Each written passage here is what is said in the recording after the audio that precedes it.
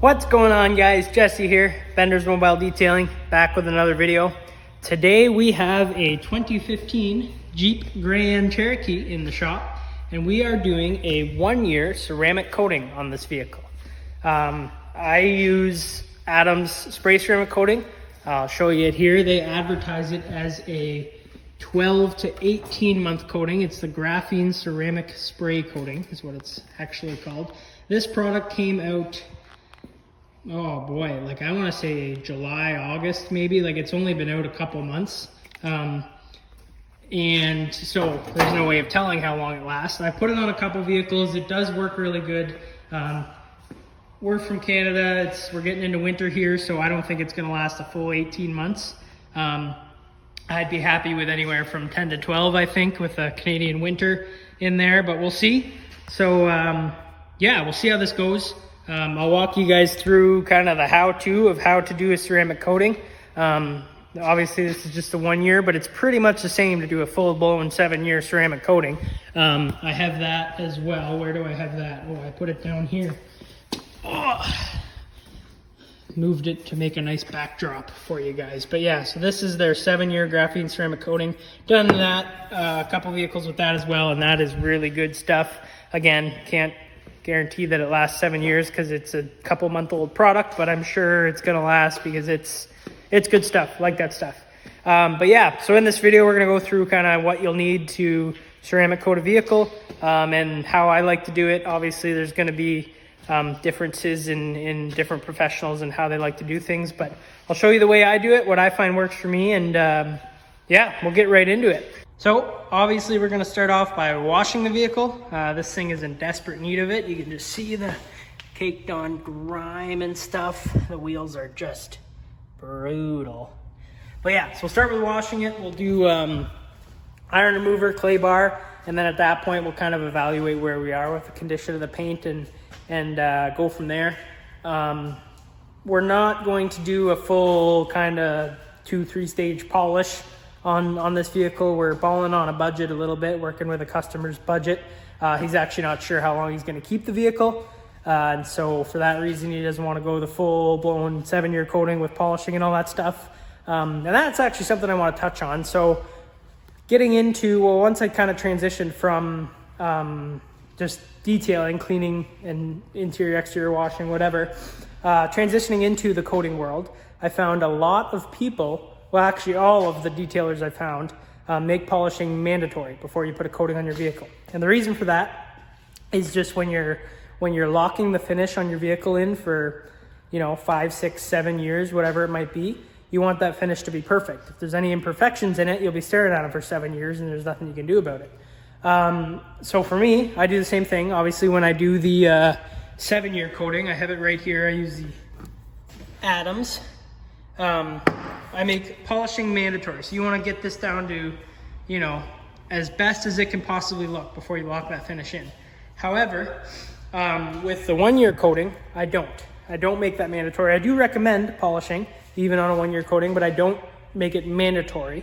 And the reason for that is it opens the door to people who maybe are a bit skeptical of ceramic coatings, or maybe just the 7-year and a full polish is a bit out of their budget, to say, hey, you can just do the 1-year coating. It might not be 100% perfect if you don't do a polish.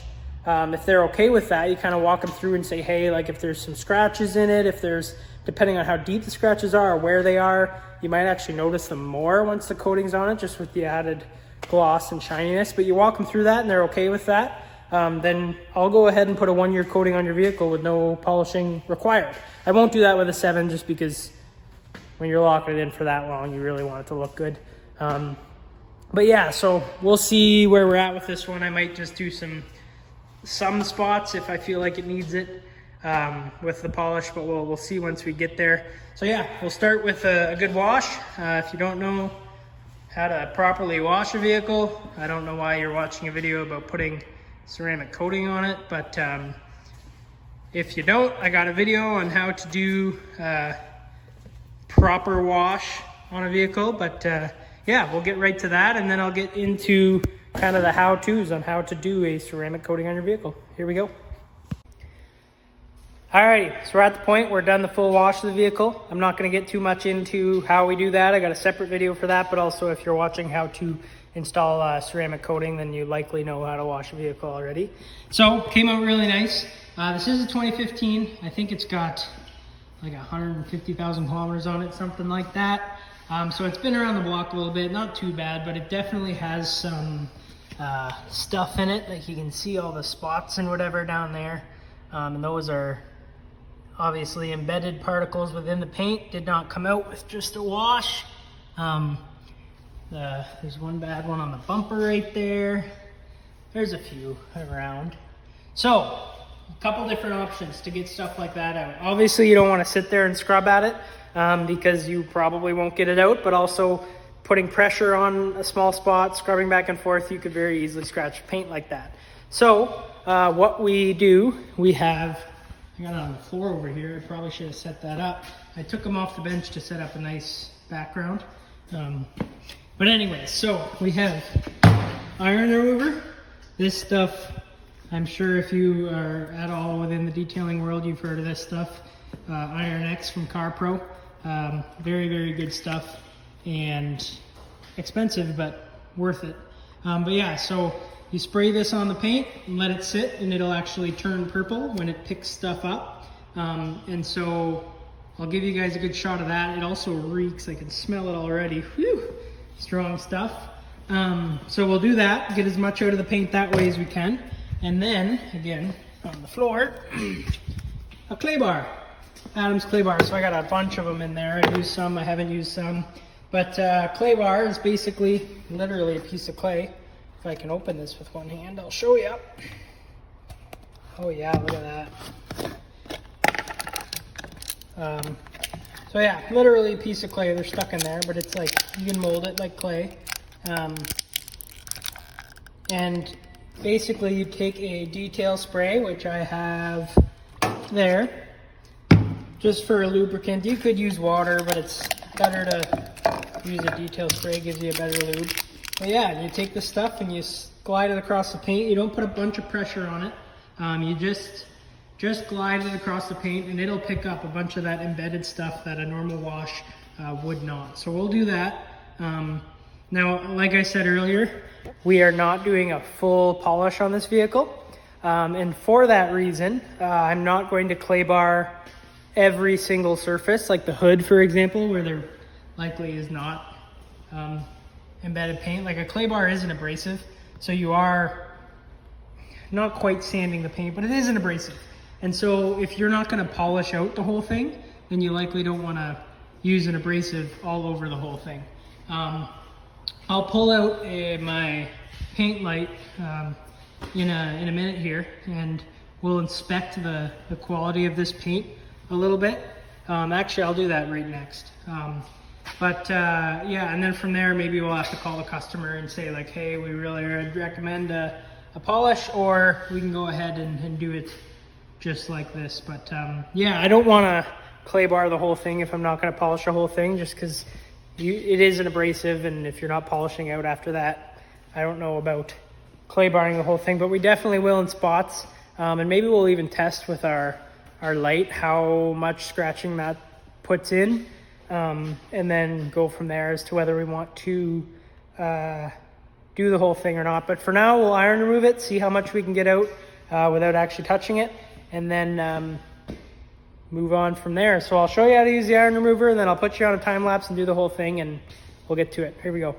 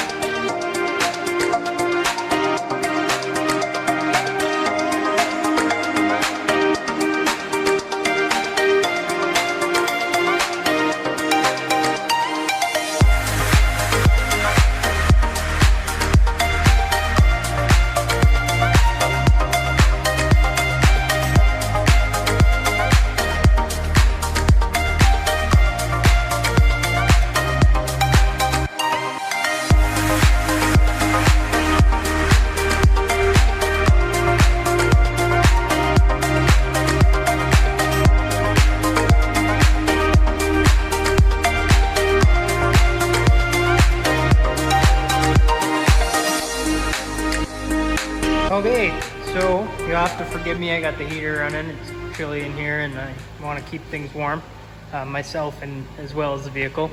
But so we're done iron removing here. You saw the time lapse. I sprayed it all on, let it sit for a bit. It turned purple. I took you guys off the time lapse there and showed you up close because you couldn't really see the purple from that far away. I didn't actually show you how to use it because it's literally spray it on and let it sit and rinse it off. You can rub it in fact, on the bottle it says you can rub it in and then whatever, let it sit and rinse it off. But I find, oh, pressure washer's going off. I find it does a pretty good job without rubbing it in. And if we're going to be clay barring the bad spots anyways, then why rub in with the iron remover and then rub again with the clay bar? Like, let's minimize the amount of abrasives that we're using on the paint, which I did want to touch back on. I said how I'm not going to clay bar the whole vehicle because it is an abrasive, and I didn't really expand on that very much. So a clay bar is an abrasive and it will scratch your paint. It will put micro scratches in it and mar it up a little bit. And so that's the reason that if you're not going to polish those scratches out after, you don't want a clay bar. And so I will clay bar just the spots that need it real bad. Like I said, I'm not going to do the hood, but like in down here where there's like a bunch of little specks that you can see, I'll clay bar those out and maybe like, yeah, see some of those, because an iron remover definitely took some of them out, but not all of them. So we'll get those out. Really, that's the two bottom sections of the front doors are the worst. The back door is not even that bad. And then maybe the back, like in behind the wheels back here, I think there's quite a few, yeah, if you can see those. So we'll just do, yeah, basically in behind each of the wheels. And that's all we're gonna do with the clay bar because, like I said, we're not doing a full polish on this vehicle. Once I do that and then we rinse and dry the vehicle again, we'll pull out the light and inspect the paint, and I can show you kind of what I'm talking about with the scratches and why we're not doing a full polish. And yeah, so I'm gonna set you guys back up on the time lapse. We'll do some clay barring. Yeah, we'll go from there.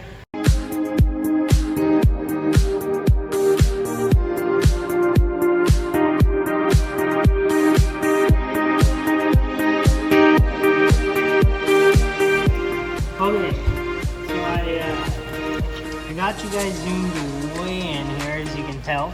I want you to focus on dots like that and that, all those little dots. I hope they show up in camera. Like there's even one there and there's one there and there's one there. I don't know, hope they show up on camera, but those will not come out with a wash or even an iron remover. And so what we do is we take this clay bar, literally just a piece of clay, and we spray a little bit of lubricant on it, whatever you want to use. I use a detail spray. And then we just rub this clay back and forth. And we're not putting a lot of pressure on them or anything like that. But we just rub it back and forth. A little bit of pressure, but not much. And it picks stuff like that up. That's just embedded way in the paint. And yeah, it is an abrasive, so if you do it a lot, it'll mar the paint, leave micro scratches. But it does, see, and then you can see, I should have showed you before, but I started with a clean piece of clay, and now we got all sorts of little specks in it and stuff. I should have showed you that before I started. So now, if I get a microfiber,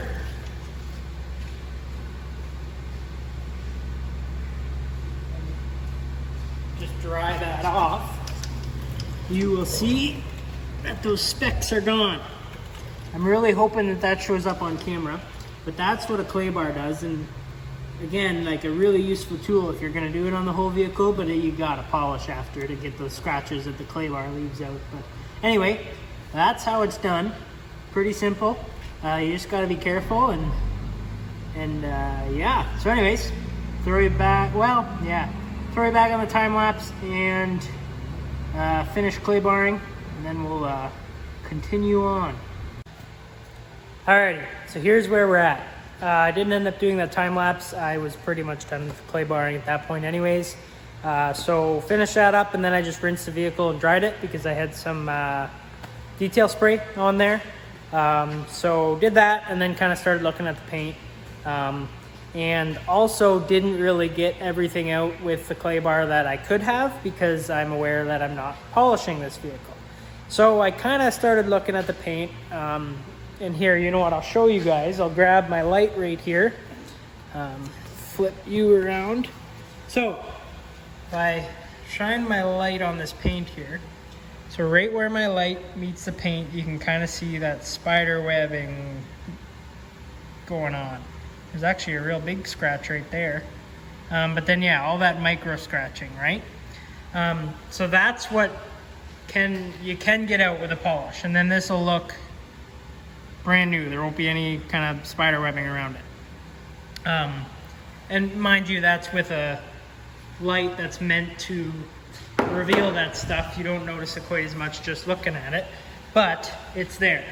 So that, with a combination of some of the specs and stuff, I don't know how well the camera, yeah, there they are, that I didn't get out because I didn't want to clay bar too much, because clay barring adds more of those spider webbing cracks.